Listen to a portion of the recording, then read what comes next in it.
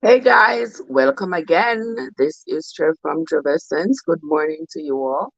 Thank you all so much for coming into the live.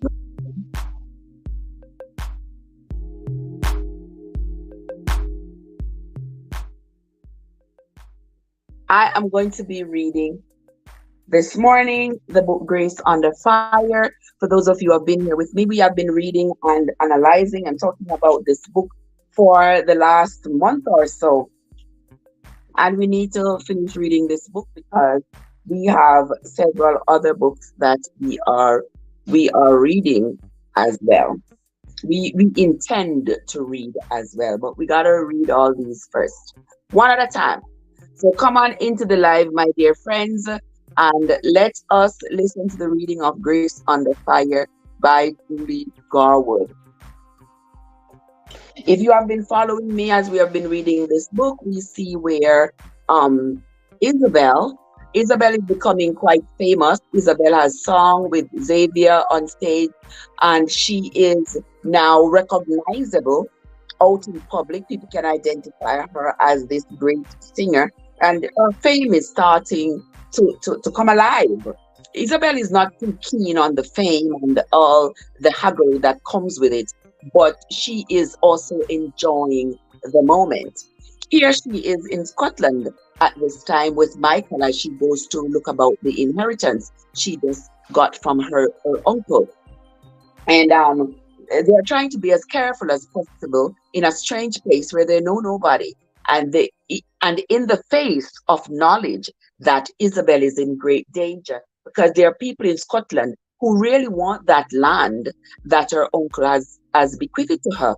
But they believe that they have to get rid of Isabel first to be able to to take over the land. And so Isabel has found herself in a very precarious situation, because she lives in America and she's going to be owning land in Scotland, and there are people in Scotland who have great prospects for that place. And it's, even though it's not theirs, you know, them red eye, their eyes are red, they believe that they should own it. So let us continue reading to see what has happened between Isabel and Michael as they travel in their attempt to locate this land and sign the paperwork to take ownership of the land. All right. Grace Under Fire, chapter 25. Silva is in the place. Silva, what's up? How you doing? So good to see you. So good to see you. 25, chapter 25. The following morning should have been awkward for Isabel, but it wasn't. Michael didn't give her time to be embarrassed for her or have regrets about all the wild things she had done when it was her turn to drive him out of his mind. He woke he woke her, kissing her neck. She was still in his arms, and his warm breath against her ear was giving her goosebumps. Wake up, Isabel, he whispered, his voice rough from sleep. We need to get going. All right, she said softly and snuggled closer to him. Come on, it's time to get up. All right, she repeated on a sigh. She finally moved. She put her arms around his neck and kissed him. There wasn't anything timid or quick about the kiss. She put her heart into it and was trembling when he pulled back. Michael told himself to get out of bed, but he couldn't make himself do it. He was too hungry for her. Her warm body pressed against his made him ache to be inside her. Oh, I'm doing well. How are you doing? I'm doing great, my love. I'm doing great. Isabel, we need to get going. Here were the last coherent words he said. He kissed her again, and that kiss led to another and another. And before he could stop himself, he was kissing and caressing nearly every inch of her beautiful body. His desire for her was completely out of control, and he couldn't seem to care. All she had to do was smile at him or look at him, and he wanted her. Are you okay? He asked as he rolled out of bed and headed to the bathroom. He didn't wait for an answer. Isabel was slow to float back to reality. Making love with Michael had been the most wonderful experience, and now she was in the mood to cuddle. Apparently, he wasn't. She wasn't upset that he was in a hurry. She knew what she was getting with him. There hadn't been any words of love after, but then she hadn't expected that there would be. He loved having sex with her. That was the only thing she was absolutely sure about. Pushing those thoughts aside, she grabbed one of Michael's t shirts and put it on, then sorted through her suitcase looking for something to wear today. She ended up choosing a pink v neck t shirt, khaki pants, and flats. While she was in the bathroom, Michael dressed, packed, and made two phone calls. The woman was taking forever to get ready. As he was waiting, he had time to think, and Isabel was first on his mind. He loved being with her, but once again, he couldn't avoid the reality of how ill suited they were for each other. You ever see like two people who you ever find yourself in that position? You feel like you are in love with somebody, you feel like the two of you should be together, but you just in analyzing the situation, you say, you know, we don't belong together, no, we're not fit for each other for whatever reason. You might say we're not fit for each other, but we just can't keep our hands off each other. He was fast and methodical in everything he did. He never took his eye off the target, and he always sought perfection. Ironically, he took his time only when he was making love to Isabel. Everything Isabel did was slow and haphazard, and yet she seemed to find order in her chaos. Dylan told him she left old flash drives and notebooks all over the house. Writing songs was an important part of who she was, and yet it could be dangerous. When he had a song on his when she had a song on her mind, she became distracted and wasn't aware of what was around her. She became so distracted in Boston, she got hopelessly lost and nearly got herself killed. Joseph, what's up? Happy Saturday to you again, my brother. Once he focused on a goal, he went after it with a vengeance. Failure wasn't an option. He was disciplined and methodical, which was why the law appealed to him. He liked order. Until Isabel came along, he wouldn't let anything divert his attention. Isabel did have what he considered endearing strength. For one, she had tremendous empathy for others. He took time to listen to strangers. Those same strangers were suspicious and nervous around him. Isabel claimed it was because he was such an imposing figure and he never smiled. He could hold a grudge even when he couldn't do anything about it. Revenge made sense to him. His only excuse was that he was a Buchanan male and it was in his DNA. She was an optimist. He was a snake. She saw the good in people. He looked for the bad and usually found it. He had to admit she was a hell of a lot more fun than he was, and he was happy and content when he was with her, even when she was driving him nuts. She had her flaws. She was stubborn, unreasonable at times, had a fierce temper, and was a maniac behind the wheel. Simply put, they were all wrong for each other. He would make her miserable, and she would drive him crazy. Isabel stood by the foot of the bed watching Michael. He had his hands in his pockets. His stance was rigid, and he was staring out the window with the most intense look on his face. She couldn't imagine what he was thinking. It was drizzling outside. She put on her rain jacket and was ready to take on the day. She called his name twice before she got his attention. I'm ready to go. Do you have everything packed? Yes, she replied. I double checked. He looked around the room. Do you have your phone? Yes, I do, she answered, trying not to be irritated. He was the one who left the things, his things behind, like the shaving kit he left in her hotel room. Not her. I have my phone. No, you don't. It's on the floor next to the table. Damn it. Now she felt like the bonehead. Without a word, she picked up her phone and stuffed it into her bag with her charger. 15 minutes later, they had checked out of the hotel and were on their way. Now they are on their way to the place where the land that Isabel has just inherited is located. Michael backtracked. Michael backtracked a couple of times to make sure they weren't being followed. It seemed to Isabel that there was a roundabout every other mile. She thought the circles were dangerous because she had had several near misses when she had driven her rented car around them. Sometimes there were as many as 6 entrances into the circle. Michael wasn't having any trouble, though. I heard you ask the manager at the front desk for directions to Edinburgh Airport, she said. That's right. We are going north, not south. Right again. I'm assuming you wanted him to think we were going to the airport. Yes. You know, Michael is very clever.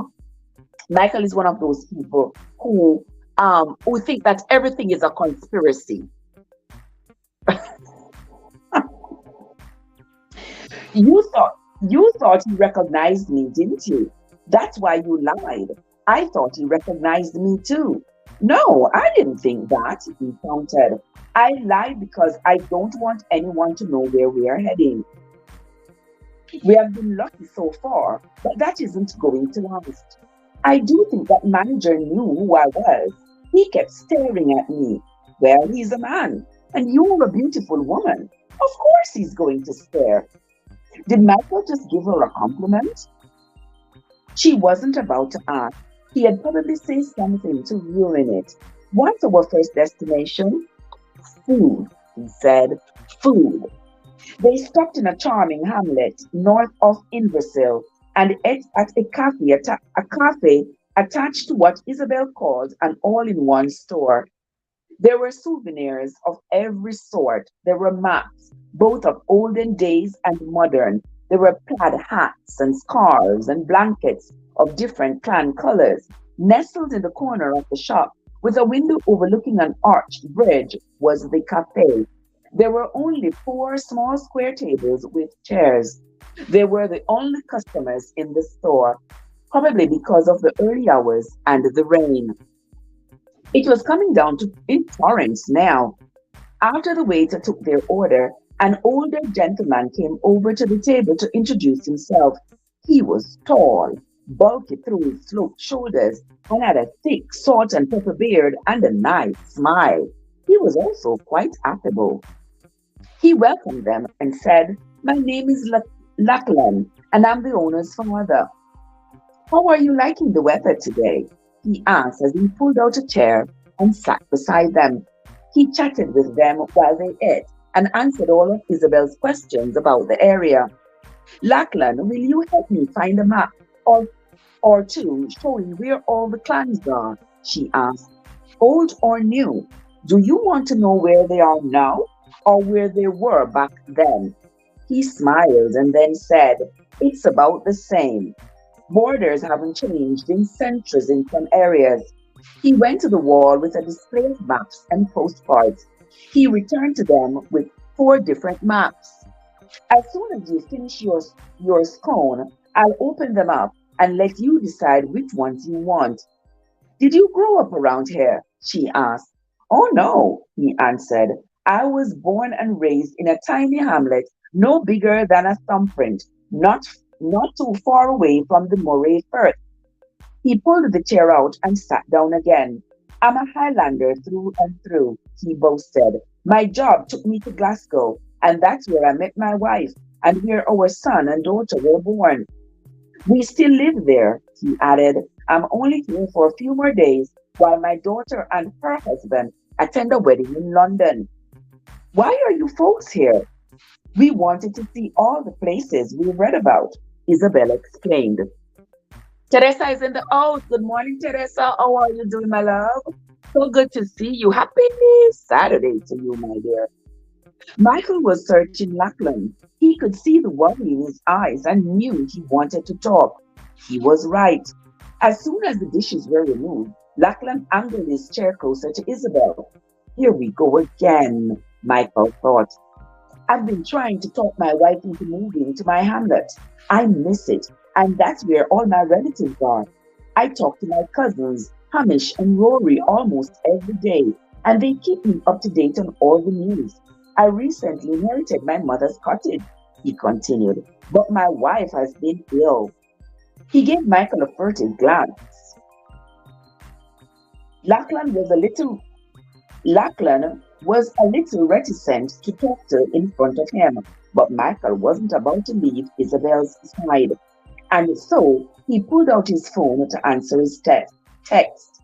He pretended not to hear the man tell Isabel his problems. She's been ill, Isabel said, her voice filled with sympathy. I'm so sorry. For a while it was bad, really bad. It's her blood, he explained. She has great doctors in Glasgow. His voice shook with emotions, and there were tears in his eyes. Isabel reached over and put her hand on top of his. He grabbed a hold of her hand and held on tightly. As he continued, he talked for almost 15 minutes. And when he was finished, Isabel gently pulled her hand back and said, it sounds like you are doing a wonderful job at taking care of your wife. Tears fluttered his eyes again. He pulled a handkerchief out of his back pocket and wiped them away. I don't know what I would do without her, he whispered. Michael had been listening, of course.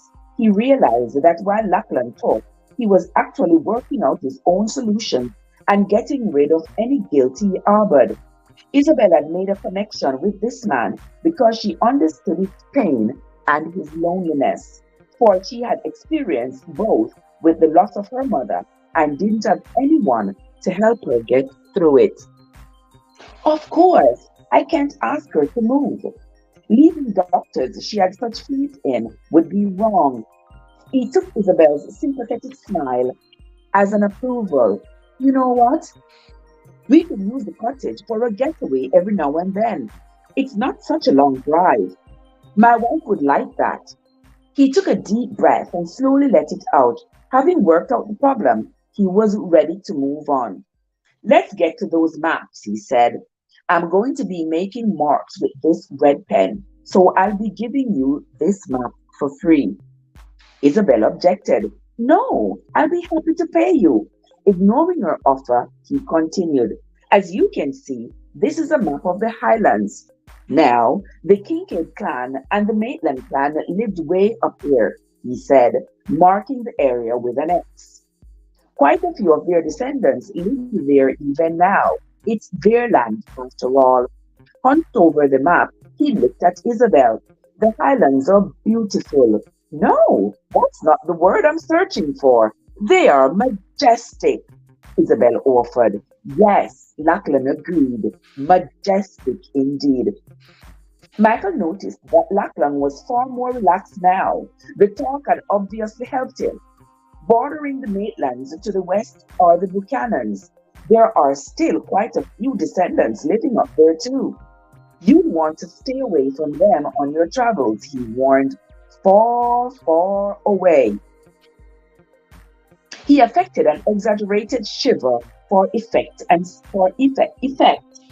said, they can be mean and crazy. The least little thing sets them off. They enjoy fighting. Yes, they do, he added, nodding. The Buchanan men like to frequent the Lazy Pig pub in Kinley, which isn't far from here, and I'll admit the pub serves most of the best kidney pies in all of Scotland. But I'm warning you not to go there. It's too dangerous. Guys, isn't that strange?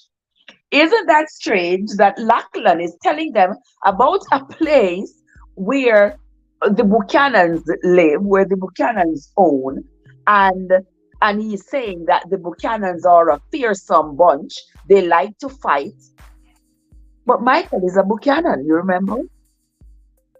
And Michael and his brothers, the six of them, are we could say a fearsome bunch, if you know what I mean. And now I am wondering if if Michael is going to discover that he is a descendant of these Buchanans over there in Scotland.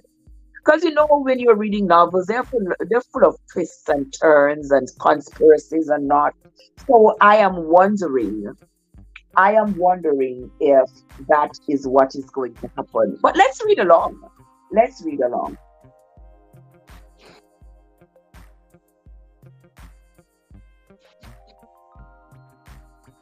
Let us continue. Lachlan must not have thought she and Michael understood just how ornery and mean the Buchanan men were, for he felt the need to give them yet another warning. If one of you looks at one of them funny like, he'll punch you, man. He'll punch your face right off. Ah, can you imagine? Oh my, Isabel whispered. Michael, she noticed, was trying hard not to smile. Did he think having the reputation of being the mean and crazy Buchanan was a good thing? And what did looking at someone funny like mean? She didn't dare ask him, fearing she might start smiling or worse, laughing, which she worried would offend him. Zizi Madrid is in the house. Hello, Zizi Madrid. How are you doing? So good to see you. P is in the house. Welcome. Thank you all so much for coming. Don't forget to hit the like button, guys. We are reading the book Grace Under Fire, written by Julie Garwood. Thank you all so much for coming into the live as we continue the reading. Did I mention the Matthews? They were way up there too, and the edge of their property touched Finney's flat, a coveted piece of land. Way, way back, ownership of the land bounced between the McHughes and the Buchanans. Then the Dunbars got into it. They were also as mean and crazy as the Buchanans. With a sigh, he leaned back in the chair, stretched his legs out, and told them several stories he had heard from his cousins about the Buchanans and the Dunbars. All the stories ended with someone getting punched in the face. The goings on of the clans fascinated Isabel. You know your history, she praised, even though she suspected most of the stories were simply exaggerated. I'd like to think I do. Some things are always changing, and other things are never going to change. A Highlander never forgets a slight. Let me tell you about some of my favorite feuds.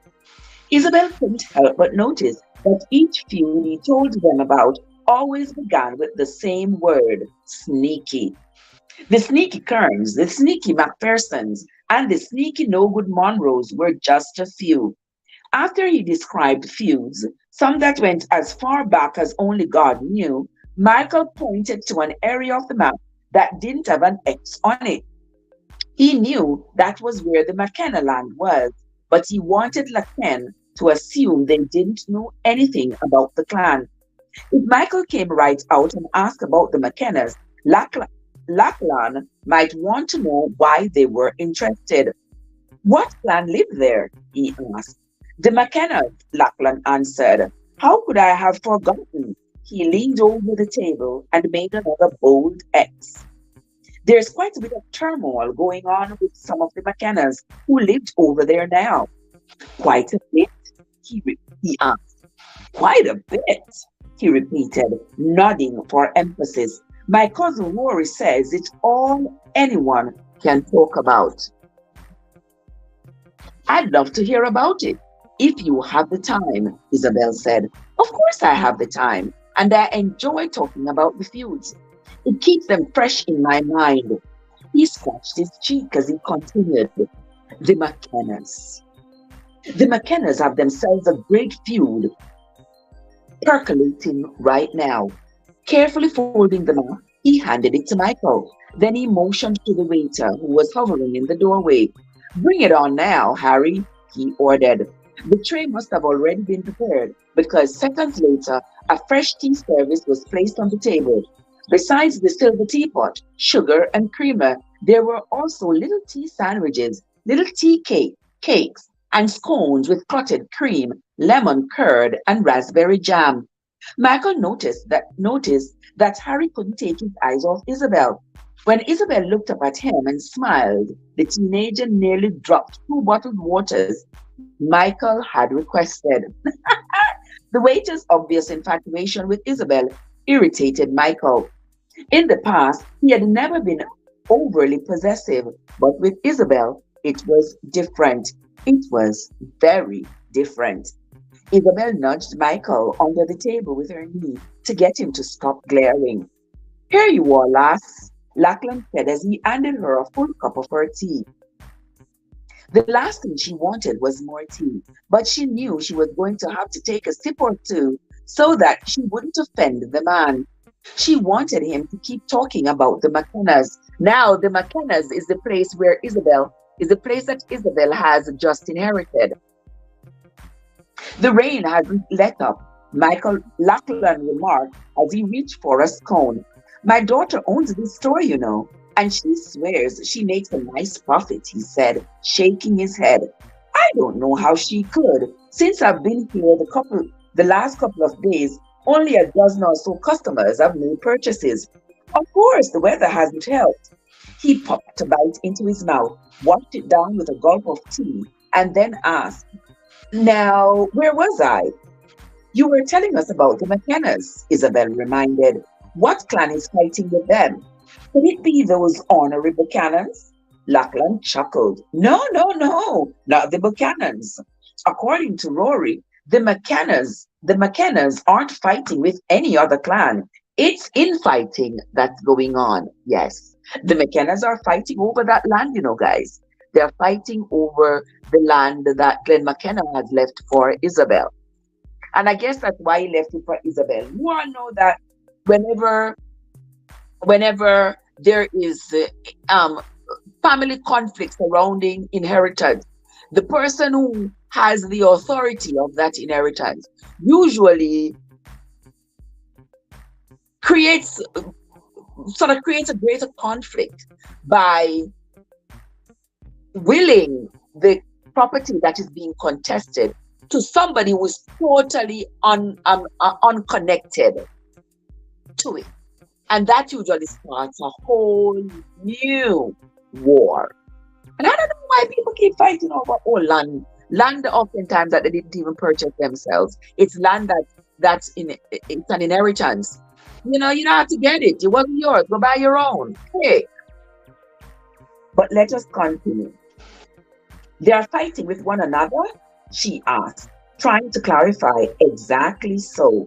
There's a lot of gossip flying around, but this is what I know to be true. A man named Compton McKenna owned the land for nearly 50 years. He never married, and when he died, he willed the land to a relative. Compton moved to America when he was a young man, and he only returned to the Highlands a couple of times. He left his land all those years without knowing, she began. Oh, he knew everything that was going on. He had hired a groundskeeper, a man named James Gibson, and my cousin Hamish, who, I'll admit, likes to poke his nose into everyone else's business. He told me Gibson was paid handsomely to keep his eyes on the property and to let Compton know if there were any problems. James died a while back, and the job of groundskeeper had been handed down to his son. He thought to add, that's what Amish tells me anyway. Isabel still couldn't discern what the fighting was all about. Michael was as impatient as she was to get to the root of the problem. Who's making the trouble, though? Isabel asked. Is someone contesting the will? Michael asked a second later. I was just getting to that, Lachlan said, reaching for a cake. There's a man named Clive Harcus who is claiming to be the legitimate son of Compton McKenna. He insists that he's the rightful owner. Does he have proof that he's the legitimate son? Isabel asked. Not so far. According to Amit and Rory, I hear new stories about Clive Harcus nearly every day. I swear his name is etched in my memory. Word is, He moved into a cottage on McKenna land and is pushing all the other tenants out until they are willing to pay him a high rent. Rory says people are afraid of him. He's a bully. He's mean. Really, really mean. Is that gossip or is that truth? Michael wanted to know. It could be gossip, but from all the incidents I've heard about, I am thinking it's true. Rory says one day Harkus is going to kill somebody. He's got a temper big enough to do that. When he saw the shocked look on Isabel's face, Lachlan reached over and patted her hand. Then he sought to lighten the conversation and launched into a humorous story about one of the McHughes. Were there any clans living above the McHughes? Michael asked. He already knew the answer, for he had looked over the map, searching for his cousins, the McAllisters, out of curiosity. That clan did live above the McHughes, and Michael was interested in what Lachlan would have to say about them. Oh my, yes, there were other clans living up there. Some descendants still are. He named several clans, added a few spicy tidbits about each one, and then said, way up there, hanging on the water, are the McAllisters. He smiled when he said their name. Now, there's a rowdy bunch to rival the Buchanans. For another 15 minutes, Lachlan wrangled them with colorful stories about different clans while he devoured every bit of food on the tray. Michael paid cash for the food and left Harry a handsome tip. Isabel also purchased 3 maps. Lachlan insisted on giving her his address and phone number. Should she run into any problems or need directions, he wanted her to call him. Once they were back in the car and on their way, Isabel said, you wanted to laugh when Lachlan was talking about the rowdy Buchanans, didn't you? I wanted to tell him who I was. I'm glad you didn't. You would have embarrassed him. She wasn't paying attention to where they were headed. The rain had slowed to a drizzle, but there were still heavy clouds ahead, chasing after them. It was dark and gloomy, and she knew they were in for another downpour. That's the end of chapter 25 of the book Grace Under Fire. Guys, I hope you all are enjoying the reading as much as I am enjoying bringing it to you. We are going to continue reading chapter 26. We are going to continue reading chapter 26, my friends. Thank you all so much for being here. I sincerely appreciate you all. Thank you all so much for coming. Oh, but it's 9. It's 9 o'clock. But anyway, we're going to read anyway. Chapter 26. Isabel's thoughts kept getting away from her. Some of them were about the threats against her. The rest were about Michael. What would he be doing in a year? And who would he be with? She was pretty sure she knew the answer. He would be saving the world, and the woman at his side would be brilliant with a gazillion degrees, and she'd also be quite beautiful. Isabel already hated her, and she didn't even know her. Did he wonder what she would be doing for a year? Did he ever think about telling her how he felt about her? Or if they had a future together? He was a Buchanan male. Oh no. Sensitivity was the one gene the males in that family were missing. After a couple of detours on back roads, they passed through a small village, and Michael spotted a stone house with a first floor converted into a restaurant. A large chalkboard by the front door touted the best fish and chips in Scotland. Are you hungry? Or did watching Lachlan eat all that food fill you up? He pulled to the curb and pointed to the sign. What do you think? Sounds great, Isabel answered. The entire restaurant was no bigger than a living room, with half a dozen tables scattered about. Since it was a mid Since it was mid-afternoon, the place was empty except for 3 older gentlemen at the table against the wall. In front of each was a cup of coffee. One could easily assume they had been sitting there for quite some time, discussing matters of importance. Their conversation stopped as they watched Michael and Isabel walk in and take a seat at a table in the center of the room. The waitress, a plump woman with a mass of brown curls on top of her head and round cheeks that looked like ripe apples when she smiled, emerged from the kitchen, holding menus in her hand. After turning in their orders, she returned and said, I can tell by your accents, you are Americans, aren't you? I've always wanted to visit America, but it just never worked out. Have you lived here long? Isabel asked. And thus began the life story of Moira, the waitress. From past experience, Michael knew this brief stop for lunch was going to take longer than expected, so he sat back in his chair and watched Isabel do what she had done before. She let Maria talk. The woman had lost her husband of 30 years in a fishing accident, and Isabel sympathetically listened to her tell several stories about her dear, dear Dorian. Maria then veered into the problems that she was having with her extended family, who wanted her to move to a village north of where she was currently living so she could be closer to them. It's beautiful up there, she admitted, but it's just different. As she described the area in detail, Isabel began to recognize that she was talking about a place that was very close to Glen McKenna. She waited patiently for the right time, and then she nodded and said, I think we heard some people talking about problems in that area. A dispute over some land, maybe? I don't know anything about that, Maria said. Before she could continue her story, one of the older men interrupted. That's right, there's trouble brewing up there. Isabel turned to face him. What kind of trouble? It's all got to do with a man named Harker, he explained. My son's place is up in Dunrouse, and he tells me the fellow is a real bastard. He says he has made a lot of enemies. Michael straightened in his chair. How so? One of my son's friends was hired by Clyde Harcus to put in new windows in his mother's cottage. They were double thick panes and very expensive. After the work was done, Harcus refused to pay. He said the windows rattled during a windstorm and that it was shoddy work. The cost nearly put my son's friend out of business. There were other workmen who were never paid. I don't know the details, the man said. All I know is that my son is trying to stay as far away from him as possible. Isabel and Michael exchanged glances but didn't comment.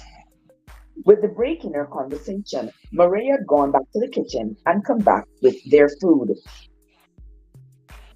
As Michael and Isabel ate, the three men opened up and began talking about themselves and their views on everything from the younger generation to world politics. The topic never returned to Arcus or the land, and Isabel was being careful not to appear too interested in it either.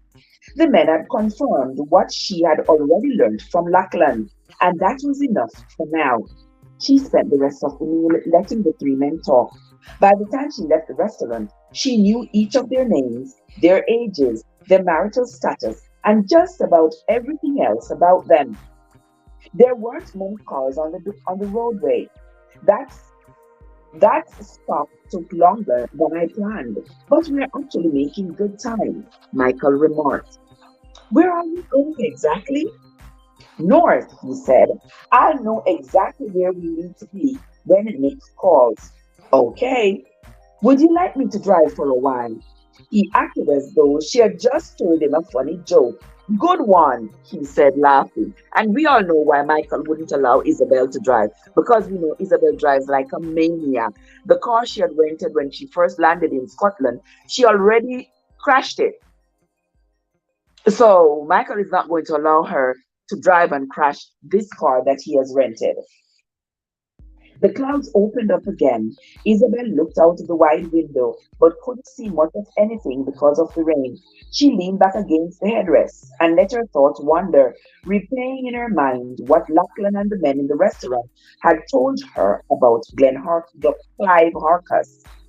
If only half of what they had said was true, this Harcus was a terror and needed to be dealt with. She made a mental list of all the things she wanted to say when she confronted the man. She made the mistake of telling Michael her plan. He gave her his "Are you out of your freaking mind?" look and said, "Isabel, you aren't going to get near Arcus if anything happened to you." Hmm. He took a deep breath and then said, "The authorities will take care of him. If I have to drag that man off my land, I will." She hoped Michael wouldn't ask she hoped Michael wouldn't ask her how she planned to accomplish the feat because she didn't have the faintest idea yet. She expected an argument but didn't get one. She couldn't take the silence long. "Michael, are you pouting?" The question jarred him. "Am I what? Pouting? What the heck? Men don't pout." He acted as though she had insulted him. "Some do," she said. "Well, I don't." She decided to wait until later, when he was in a more reasonable mood, to talk about getting Arcus off her land. The rain had finally slowed down. Shards of the sun, like iridescent glass, were shooting out from the dark clouds, bringing hints of light to the day. She wiped the condensation off the window and saw chimneys in the distance. "Where are we?" she asked. "Black Goran village. I don't remember seeing it on the map." "How do you know?" "I read the sign." Michael drove through the village, circled around, and parked on a quiet side street. Tired of waiting to hear from his brother Nick, he pulled out his cell phone and called him. While Michael was talking to Nick, Isabel scanned her surroundings. There was a church across the street. The beautiful building had a regal bearing, with a steeple that reminded her of a bishop's mitre. She wondered how old it was. Age had given the structure a greenish blue patina. She pushed the button to bring the window down so she could read the name etched in the stone above the doors.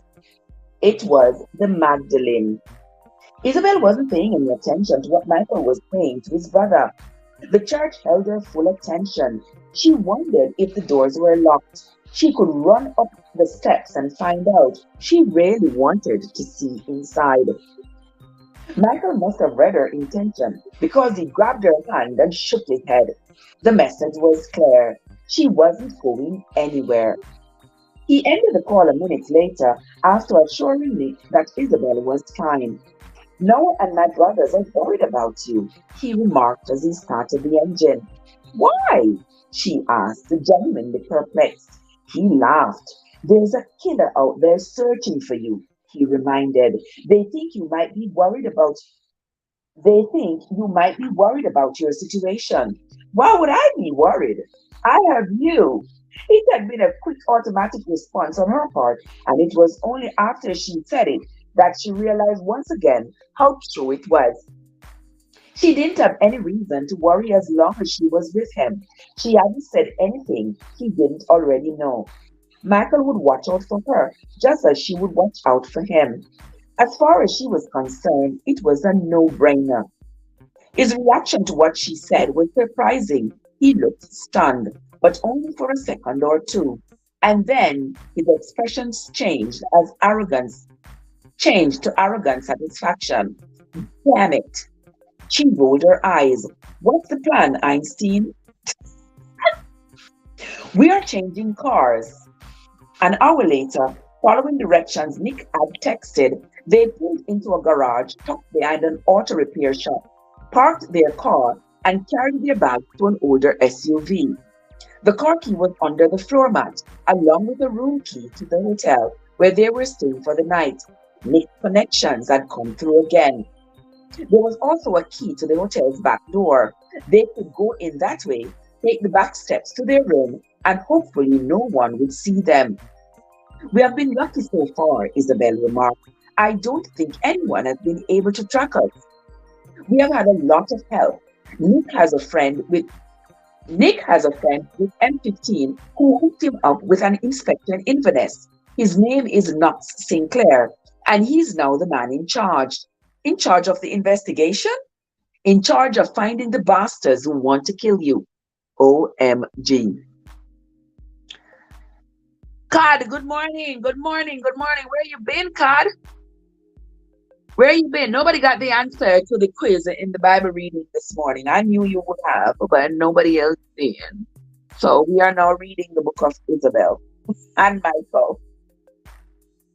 There's more to that one, she said, stunned. Everything was escalating, and she was having trouble dealing with it all. That's just it. We don't know. The redhead you saw is involved, but how? Our best guess is that he and Jacoby were hired to see that you didn't get Glenn McKenna. We know the redhead is still out there, but we don't know if there's someone else behind him. Nick's heading up a team working on it. Then I guess we'll find out soon enough. She tried to sound as though she was taking it all in stride and know she had failed miserably. Even she could hear the panic in her voice. She took a deep breath. She was not going to let this horrible situation overwhelm her, no matter what. She was a strong, capable woman, and she could handle whatever came her way. The pep talk didn't help much. I'm betting Arcus is behind this. It would be easier for him to claim ownership of Glen McKenna if I weren't around. The tension was getting to both of them. Neither one spoke for a long while as they drove through the countryside. He kept picturing Isabel walking into that police station covered in blood. Then he once again replayed that god awful video in his mind. It was a miracle. She was still breathing. What in God's name were they doing?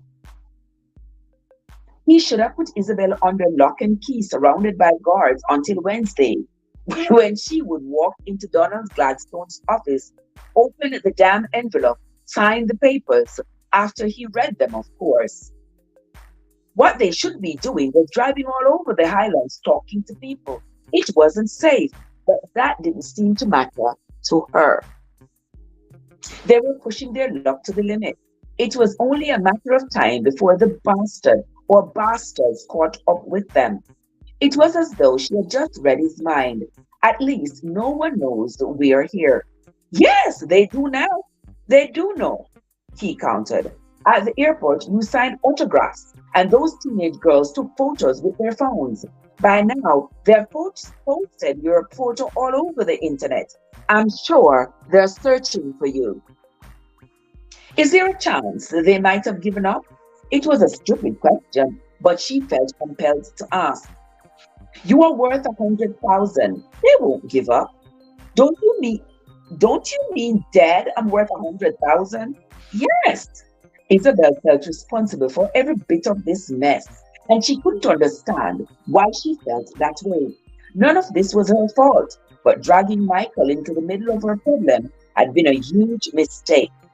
If anything happened to him while he was protecting her, the mere thought made her sick to her stomach. All this time, she had been thinking she needed to get away from him to protect her heart. Now she realized he needed to get away from her so he could keep on breathing. If she told him what she was thinking, he would become angry and get his back up.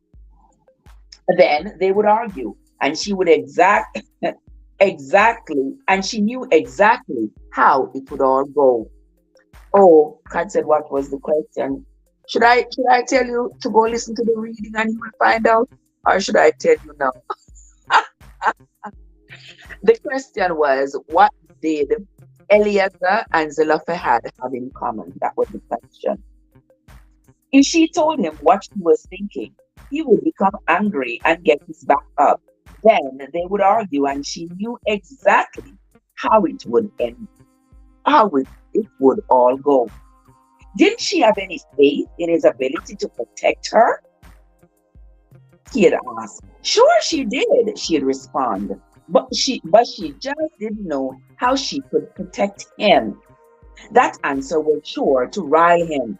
Michael glanced at her, took in his dark expression, and asked, what's going on with you? We're having an argument. We are? Yes, and I'm winning. Of course you are. What are we arguing about? She didn't want to explain. Nick seems to have connections all over the world. It is because Is it because he's an FBI agent? Partly, he answered. Since we were kids, Nick and Alec had a knack for collecting friends and making connections. Nick is more experienced now and has more. He paused for a second while he searched for the right word. Finesse. Yeah, he has more finesse, but even so, Alec has him beat. Name a city anywhere, and he'll tell you he knows a guy. Nick has had to ask Alec for help on more than one occasion. What about you? Do you have a lot of friends growing up, or were you a loner? He laughed. It wasn't possible to be a loner in my family. She tried to imagine what it would be like to be part of such a big, boisterous family. It would be loud and chaotic, she supposed, but fun too. If you got into trouble or ever got scared, you could lean on your brothers and sisters. That must have been quite nice. She smiled as she added, you were never alone. That thought led to lyrics for a song, but she wouldn't let herself be pulled away. She needed to focus on the task at hand, as Michael loved to tell her. Yes, she needed to do that now. Writing songs would come later. When are we scheduled to meet Inspector Sinclair? I'm not sure yet. He'll text and let us know, he answered. According to Nick, there are police in Donruss now. Hopefully, they'll soon have some suspects. We have time to make two more stops, and I think we should go to a pub. A lot of locals go there to catch up on the latest news and see old friends. How about we don't make any more stops?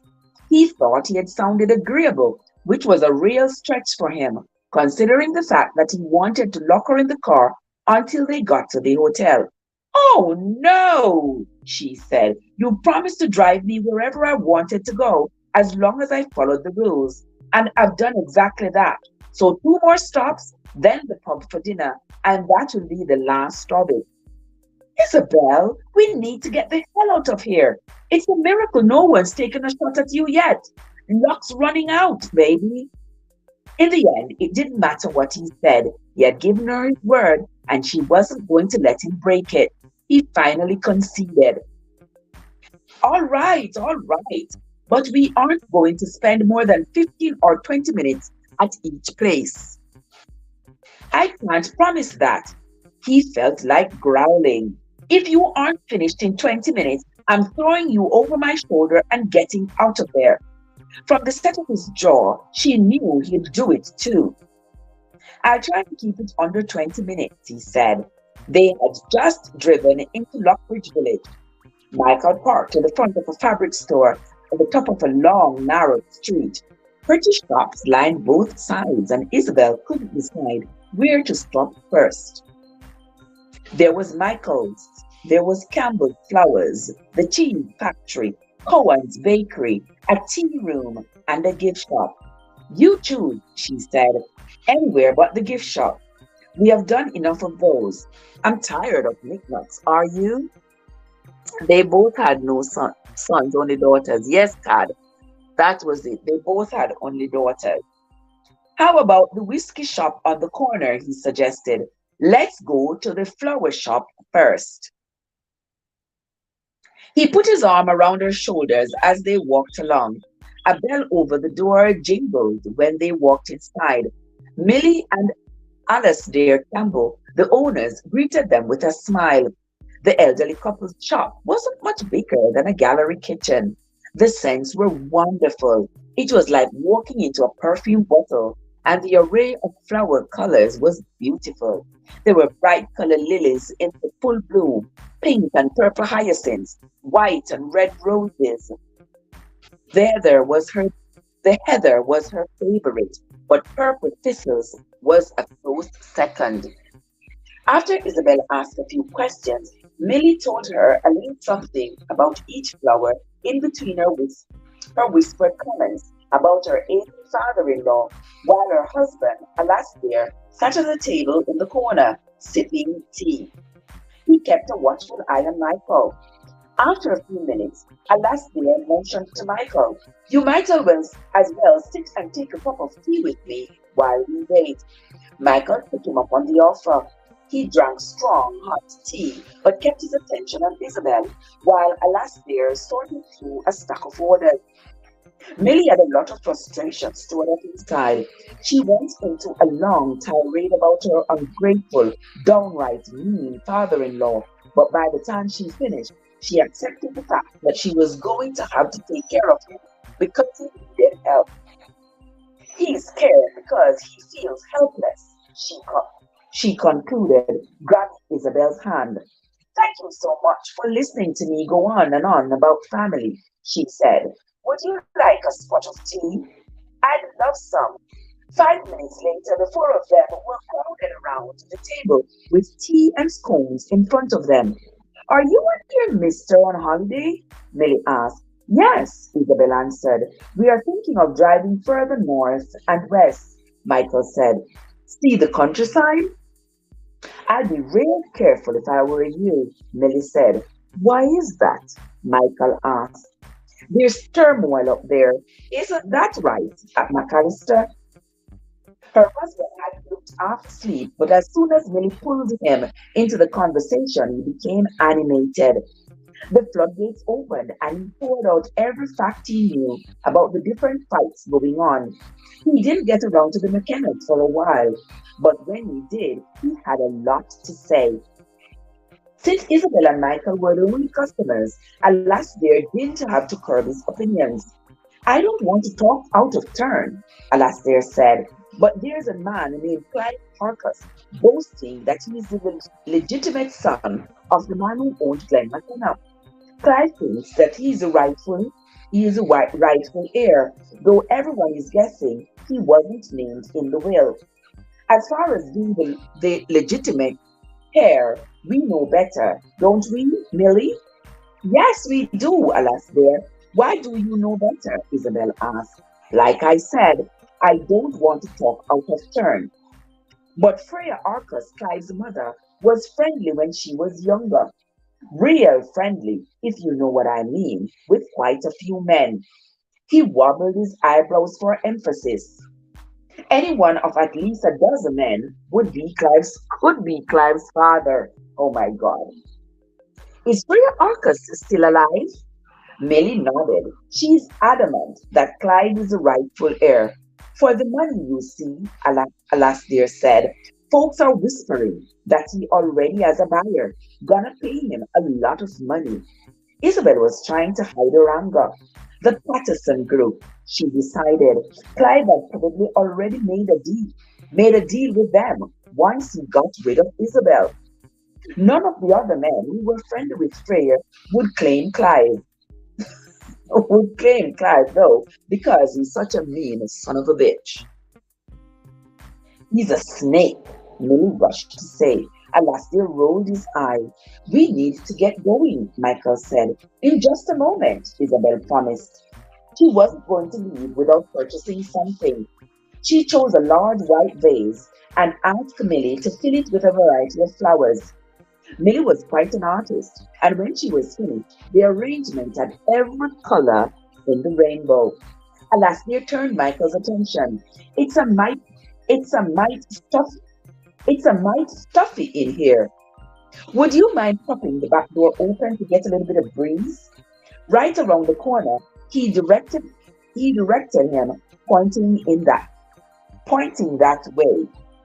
There are some heavy boxes you'll have to move to get to the door. In fact, I sure would appreciate it if you would lift them and put them on the metal shelves. They'll be too heavy for me, and you look like you could handle it without any strain. No problem, Michael said. While he couldn't see Isabel, he could hear her. She was asking Millie to send the flowers to the nearest hospital and insisting it didn't need a receipt. These flowers are beautiful, Millie. They'll cheer someone up. Michael heard the bell signaling someone was coming in. He finished with the last box when he heard girls shrieking. Oh, hell no! There were four teenage girls cornering Isabel, and they all knew who she was. They had their phones out and were clicking away while Isabel kept shaking her head, trying to get to Michael. Isabel had never seen anyone move as fast as Michael did. He had his arm around her and all but carried her out the back door. Alastair followed and locked the door so the girls would have to go around the block to catch up with them. She waited until they were back in the car and on their way and then said, "One of those girls asked me if I was engaged to Xavier. She said she read it on the internet, so it must be true." I shook my head, but I didn't talk to her. The muscle in his cheek flexed. "We aren't going to make any more stops today, are we?" "That's right, no more stops. It's just as well. I'm plain sick of hearing about private archives. If you hear something terrible about a person, you have to wonder if it could be true. But when you hear the same thing over and over again from different people in different villages, you have to conclude there's more than a grain of truth in what they're saying." Aha! He wasn't really listening. He was trying to figure out how he was going to get Isabel in and out of Gladstone's office. Inspector Sinclair would have all the details. The first thing he was going to do when they were in their hotel room was call Nick and find out why Gladstone couldn't meet them somewhere outside of Dunross. "Mill is a lovely lady, isn't she?" The question jarred him out of his thoughts. He nodded, but didn't have anything to say about Michael's newest friend. How did she keep track of all of them? He wondered. "You know what we should do?" "What?" "We should drive to Penley and eat at the Lazy Pig pub. It's not that far from here," she said. "You'll get to meet some of your relatives, have a pint or two, and if you are lucky, you might get to punch someone in the face. That might lighten your mood. We aren't going to go into any pubs, remember? And nothing's wrong with my mood. I just want this to be over. I wish you to be safe back in Boston, and I want to get on with my life." Yard Foods is in the place. Yard Foods, what's up? How are you doing? Good morning. Yard Food is here, gentle people. Let me see what Moya doing here. So, how is Moya obvious? What kind of bowl this? Or I want hot. I don't know what is in Moya on, but something. But Yard Foods is here. And because Yard Foods is here, Yard Foods gets our Yard Food there now. Yard Foods gonna get a run for the money. Let me turn on Yard Foods. Yard Foods. Why, uh, why this is not show? Why? What's wrong with this phone? Why is it not showing me the people?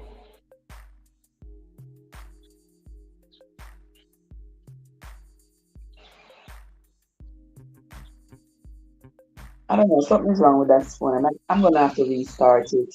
Let me restart it because for some reason it's not coming on. So let's go. Let's go over to this other one here. Let's go to see Yard Foods is right at the top, and let's give Yard Foods. Or let me see if there's anything Yard Food. Yard Food, I don't think there's anything you ever cook when you watch it, you know. All right, here is Yard Food. This is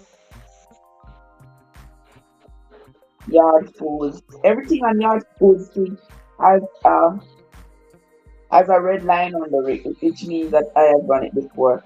Except these long lives. This one I've tried watching. I've tried playing this one. All right. If you want to change lives, starting with yours, you will have to change. All right. All right, Yard Food. Make that one run. I think that is one of your long silent lives from last year, year before. But make it go and run. Make it go and run, Yard Food. All right, and let us continue. Where was I? Okay, where was I? All right, let's continue reading. Oh, he wasn't really listening. He was trying to figure out how he was going to get Isabel in and out of Gladstone's office. Inspector Sinclair would have all the details. The first thing he was going to do when they got in their hotel room was call Nick and find out why Gladstone couldn't meet them somewhere outside of Dunross. Millie's a lovely lady, isn't she? The question jarred him out of his thoughts. He nodded, but didn't have anything to say about Isabel's newest friend. How did she keep track of all of them? He wondered. You know what we should do? What? We should drive to Kenley and eat at the Lazy Pig pub. It's not that far from here, she said. You'll get to meet some of your relatives, have a pint or two, and if you are lucky, you might get to punch someone in the face. That might lighten your mood. We aren't going to a pub in we are not going to go to any pubs, remember? And nothing's wrong with my mood. I just want this to be over. I want you to get back to Boston alive. And I want to get on with my life. He saw the look on her face and said, don't take what I said the wrong way. You want to catch the people who are after me so you can drop me off in Boston and get on with your life. How could I take that the wrong way? And just like that, Michael was back to being a bonehead. Boy, these two can really argue and fight. And that right there, my friends, is the end of chapter 27 of the book Grace Under Fire. And that is also the end of the reading for today. When we come back tomorrow morning, we will be reading chapter 27. All right. And that is going to be it from me for this morning. For now, my friends, I sincerely appreciate you all. Thank you all so much for coming into the live. I hope you all enjoy the reading as much as I enjoy reading it with us for us. All right. We have, let's see how many more chapters we have left in this book.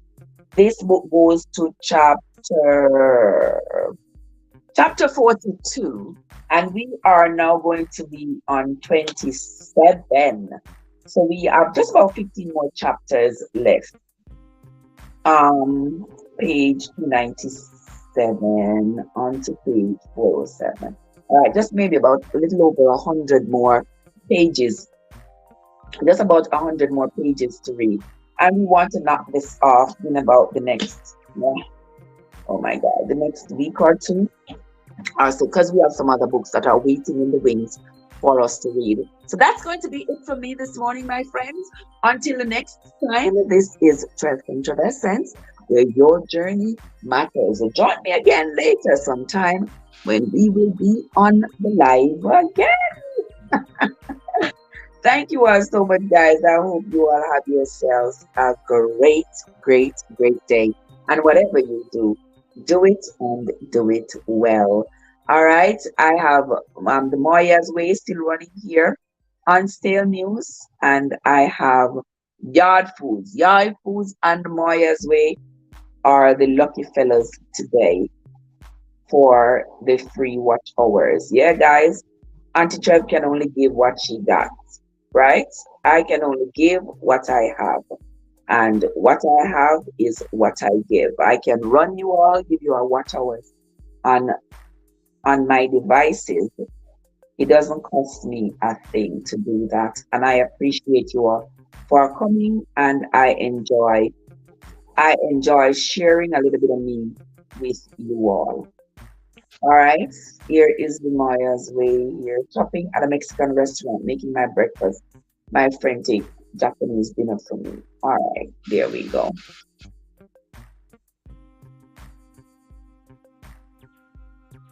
And there it is.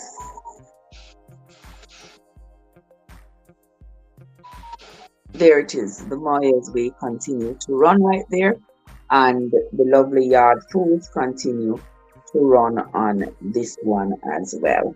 All right, so that's going to be it from me for right now, my friends. Until later, and I see you all. Have yourself a great day, everybody.